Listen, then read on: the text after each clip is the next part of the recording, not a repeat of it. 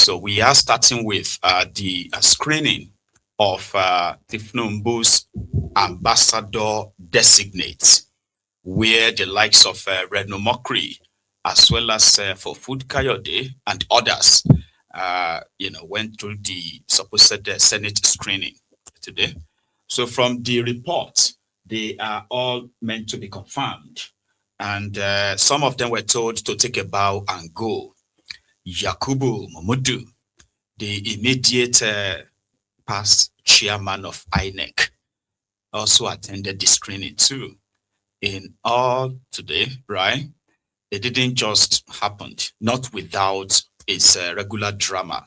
When some of the screening senators wanted to ask personal questions, like independent, kind of like a probe, sort of like a screening, and others who were that of the APC were more or less like, no, let's just follow the protocol, this and that. The protocol is that they were meant to be confirmed, not really to be screened and screened.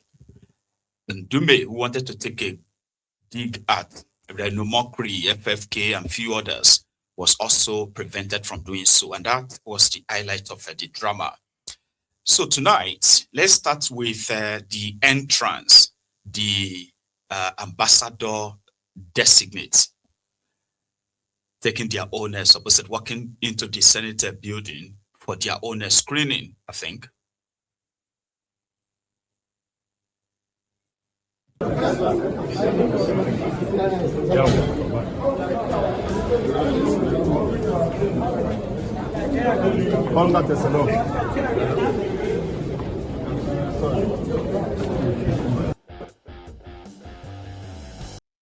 Ambassador designates includes the former first ladies of Ekiti, or your former governors of Abia, Enugu, and current serving senator from Ondo, and on like that, where the kind of like the highlight that of INEC chairman, former INEC chairman. You get what I mean? So it was there. That wasn't much of a drama, so to say. The same thing with the former Enugu governor, Egwuanyi, I believe he's called. My name is Right Honorably Egwuanyi, a three-time member of the House of Representatives, member of the 5th Assembly, 6th Assembly, and the 7th Assembly, and then a two-time governor of Enugu State. You're more than qualified. Take your bow and go. Thank you very much. Yeah. So he was more than qualified. So he was asked to take a bow and go. And I think similar thing was offered Mahmoud Yakubu, the immediate INEC chairman. My name is Mahmoud Yakubu, former Executive Secretary, Tertiary Education Trust Fund, TED Fund, and former chairman INEC. State Committee, my fellow nominees. My name is Right Honorably Egwuanyi, a three-time member of the House of Representatives, member of the 5th Assembly, 6th Assembly, and the 7th Assembly, and then a two-time governor of Enugu State. You're more than qualified. Take your bow and go. Thank you very much. Yeah. Next. I especially recognize my senators, distinguished Senator Nyekan Bas. No long introductions. Just Senator Ita Enang. I was a member of the State House of Assembly. I served in this National Assembly for 12 years in the House of Representatives. You're more than qualified. Take your bow and go. Thank you very much. And I was advisor to the President of the National Assembly. Thank you very much. Thank you. Thank you. Congratulations.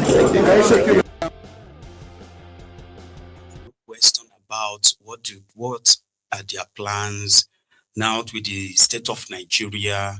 So if you become if you are confirmed as an ambassador, what are you bringing? What is the new idea you are bringing up? You know what I mean? This used to be what they do when they are screening, people for office in Nigeria. But these days, it's not anymore.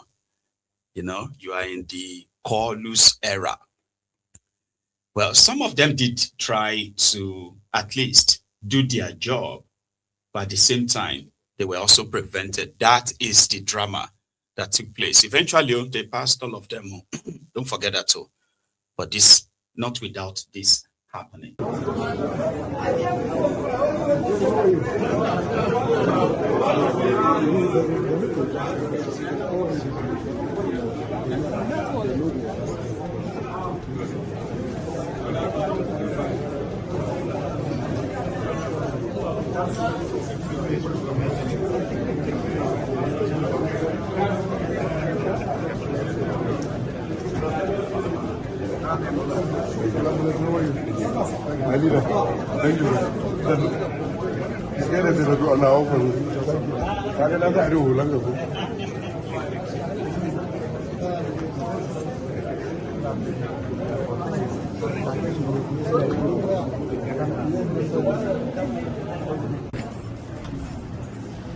Distinguished Senator, distinguished Chairman, Senate Committee on Foreign Affairs, Senator Stanford, distinguished Deputy Chairman, Senate Committee on Foreign Affairs, distinguished members of the Senate Committee on Foreign Affairs, and distinguished senators from my state, Senator Egwuanyi, Senator Joel Onowako, and Senator Ede Dafinano, the Special Advisor to the President of Senate Matters, Senator Bashir Rado, COS. My name is Reno. I was a Special Assistant to the President on New Media. I'm an author, and I'm glad to be here. Thank you for having me. Next. As the distinguished leader of the Senate, distinguished Chairman, Senate Committee on Foreign Affairs, distinguished members of the Senate Committee on Foreign Affairs, my distinguished Senator, Mr. Abdul Nengi, yes, sir. The Special Advisor to the President on Senate Matters. Mr. Chairman, you have allowed me. Please protect me. Sir, let us conclude. Your time is going. Conclude. All right. Mr. Chairman, I think I needed to speak on this in the public interest. With particular reference to the nominee, Reno, because we cannot pretend we have not had stories. For me, There is no petition before the for me, Look, this is for me, let me return the Senate. So when the Senate is not the top. Senate is not the top. you have the floor.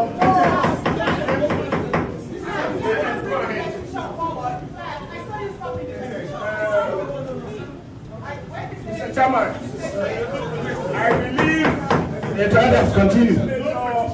Nominee Omokri has shown by the power of example that he is a pragmatist. He is not detained by old feelings. You may have doubt, suspicion about anyone until you have the opportunity to so perform. Indeed, you don't know anyone until you give him the driver's, you hand over to him the steering of the vehicle. This young man has shown that where he sees a compelling evidence in the interest of the Nigerian nation, he will not be ashamed to say that I was wrong in my assumption. From what I have seen, this man is working and he deserves the support of all those who want progressive governance. The second side of the argument is that we have a president.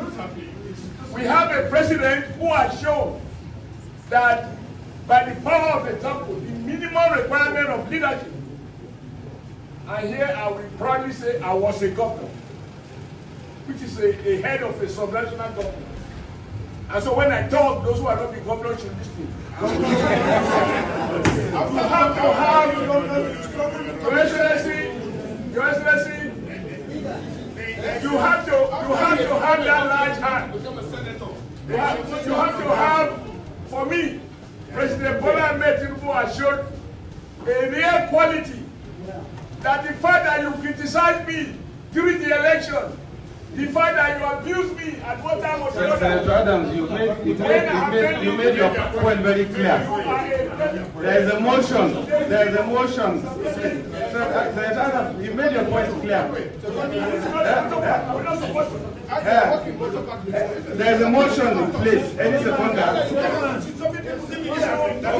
Come on, let me conclude. The president has showed large heart.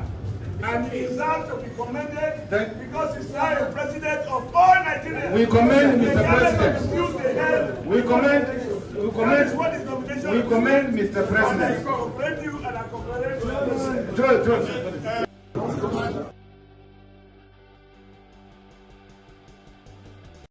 In a nutshell, Adams Oshiomole was there to root for Reno.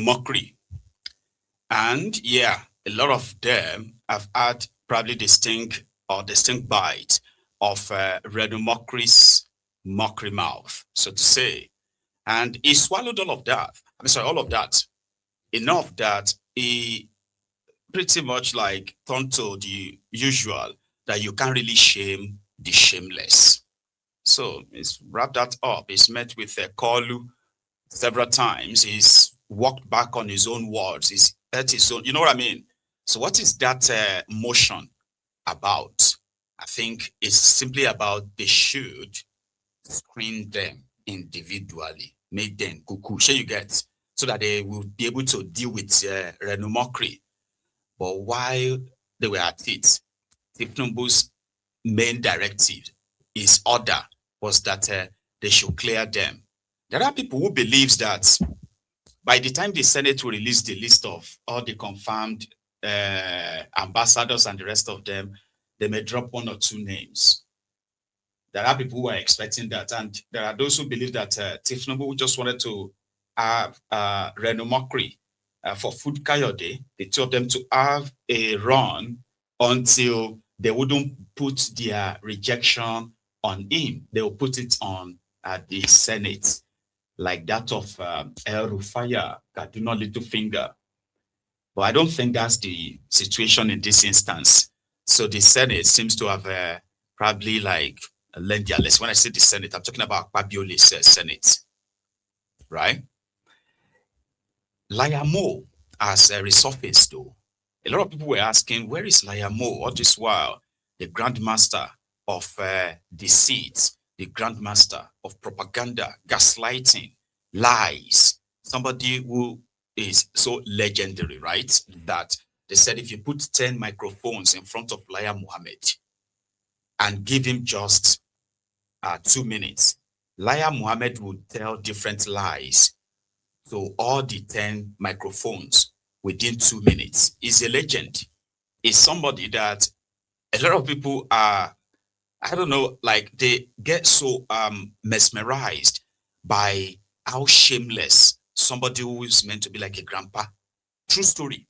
Even himself, he said his grandson, his own daughter's son, his grandson, called him one day and said, "Grandpa, why is everybody calling you Lai Mohammed?"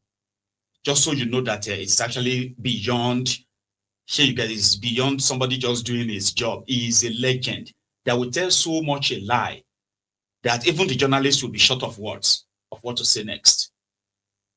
Right? So he has resurfaced after 2 years or 2.5 years in the wilderness. He just published a book. I won't tell you the name.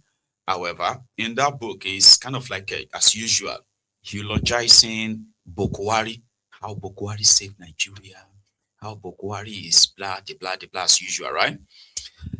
Then they were asking him a few questions around the same Boko Haram's government, especially on the killings during the NSAS, that, you know, he did his best to help change the story. Also, the part where they had to ban Twitter in Nigeria. So here is what he had to say first about banning Twitter. This is the old legendary Lai Mohammed, for those who have probably not heard from him for a long time. over things, for example, like the Twitter ban, which I believe is contained in your book, for which many Nigerians, you'd have to admit, never really forgave you or the Buhari government. And of course, the CNN controversy over the NSAS Lekki Toll Gate incident. Charles, exactly. This is what is in that book. For instance, I know when I say one of the most difficult decisions I took, that was suspending Twitter's operation in Nigeria. I had to take the decision on national interest. Because a time came when Twitter became the platform of choice for all those who are destabilizing the country. So there are some decisions like that that you have to take, not because you like them. As a matter of fact, you won't be popular if you are a minister of information. But I mean, the ostensible reason, the trigger for that was President Buhari's tweet, which was then deleted. Honestly, that was not. And you find it in this book. I went to President Buhari and I asked him that, sir, we need to suspend service of Twitter. And he asked why. He said, is it because they deleted my Twitter? I said, no, sir. And I gave him instances and examples. Yeah, but what I mean is that was the trigger, because you hadn't, I mean, were you planning to suspend Twitter at that point? I'd been an advocate of regulating the social media for a very long time, if you remember. Yes, I do recall that. I started by advocacy. I started by visiting media houses. I started by trying to work with them. But it was clear in my mind that an unregulated social media could be a disaster. So actually, that was not the trigger. If you monitored me between 2016 and 2023, I was always on the issue of social media. And I kept saying, I'm not trying to stifle free press, but we must regulate the social media. ẹni òfò ni ẹ ṣòfò láyé ẹ tún ṣe lálìkìyàmọ ẹ̀yin rádaràda wọ̀nyí. Lai Mohammed, what triggered the shutting down of Twitter in Nigeria was simply because Buhari threatened the Igbos. Also, what he is saying about trying to regulate social media, again, as a quick reminder, after the change campaign of 2015 that so many people subscribed to, it didn't take people more than a year to realize that they were sold a lie. The thieves that some of them dreamt of seeing in jail, they started jumping ship and joining Boko Haram. They started getting appointments here and there. So disappointed, a lot of Nigerians who screamed for change turned to opposition. Like, I'm talking about expressing their rage and disappointment. And in the long shot, right, social media became, in fact, Twitter became the high concentration of Nigerians discussing the issue of Nigeria, mobilizing for issues and all of that. So the same people that use social media in 2014, 2015, they started saying, oh, we needed to regulate it. They were making laws to try to control what you post on social media. This man actually went about and was like asking the National Assembly if they could make laws that would make the social media more or less like a switch, off and on, that they could turn it off and turn it on anytime.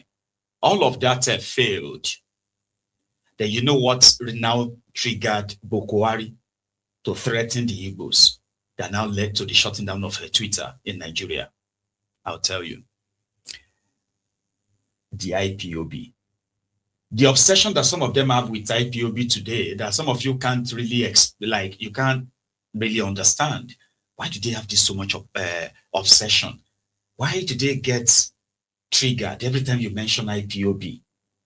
Even those who are non-Igbos, so including some who are Igbos too. Why do they get so triggered? It was because around that time, I can say the Nigerian Twitter, social media generally, was much controlled. Like you can say like about 70%